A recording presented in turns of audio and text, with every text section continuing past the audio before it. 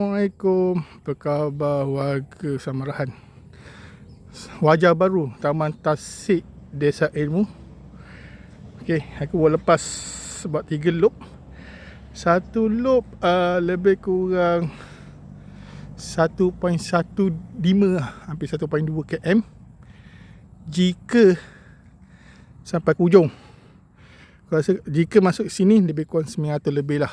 Okey, alright, memang cantik. Okay. Ada tandas disediakan di ujung sana dan tempat yang cantik. Rasanya apabila dah full siap, ada banyak tong sampah untuk jaga kebersihan. Dan insya-Allah running club Samarahan Running Club akan kembali ke our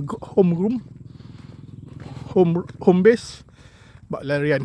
Setiap petang sekarang ni dia orang dah meet up lah. Setiap petang pukul 5 petang lepas waktu kerja. Aku tak pasti jumpa di sana. Dulu dia orang jumpa kat sini. Okay, alright, jumpa.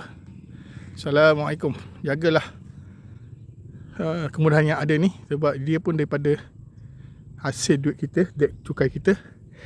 Dan juga terima kasih kepada semua yang sokongan, dan juga YB Parlimen dengan Dona menjayakan dan ni. So kita jagalah sebaik-baik yang mungkin. Alright, bye. Assalamualaikum. Dah 3 km, so aku stop sini. Alright, bye. Assalamualaikum.